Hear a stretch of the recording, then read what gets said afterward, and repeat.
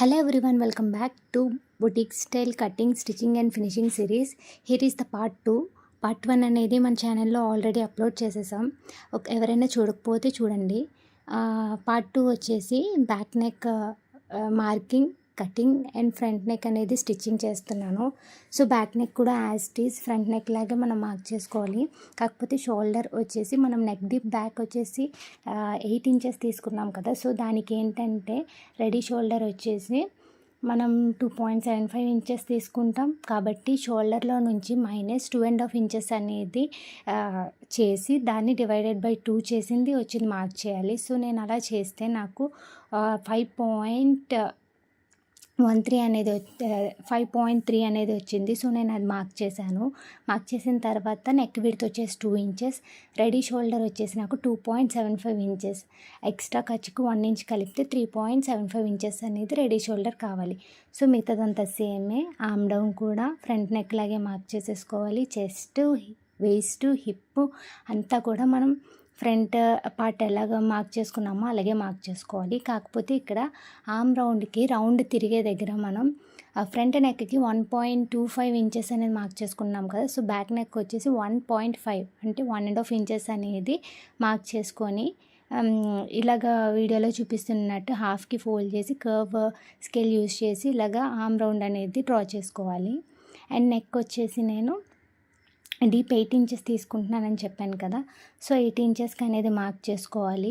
And neck width పైన 2 inches తీసుకున్నాం కదా. సో కిందకు వచ్చేటప్పటికి మనం 2.5 ఇంచెస్ అనేది మార్క్ చేసుకోవాలి. మార్క్ చేసుకొని ఇలా ఒక బాక్స్ కింద ఏంటంటే డ్రా చేసుకొని అందులో మనం షేప్ అనేది కర్వ్ స్కేల్ యూజ్ చేసి రౌండ్ షేప్ అనేది ఇవ్వాలి.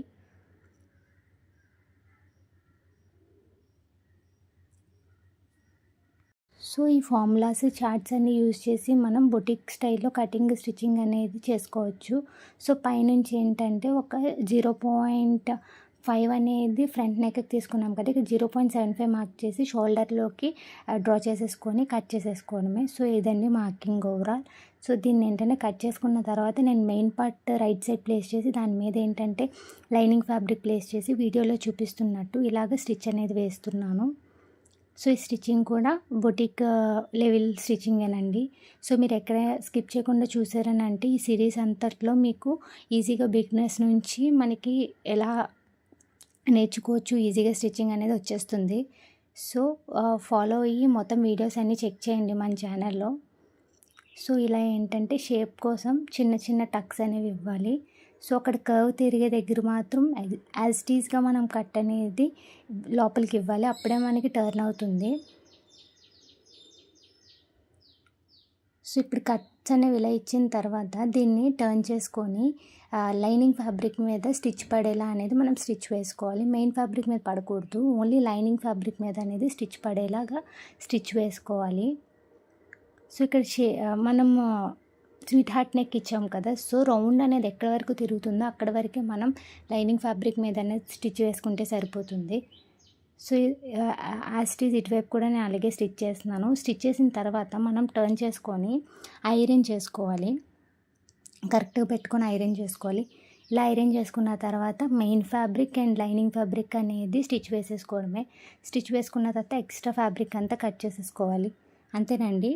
Next hands cutting and stitching and overall top అనేది స్టిచ్చింగ్ అనేది పార్ట్స్ వైజ్ నేను నెక్స్ట్ పార్ట్లో అప్లోడ్ చేస్తాను. Thanks for watching.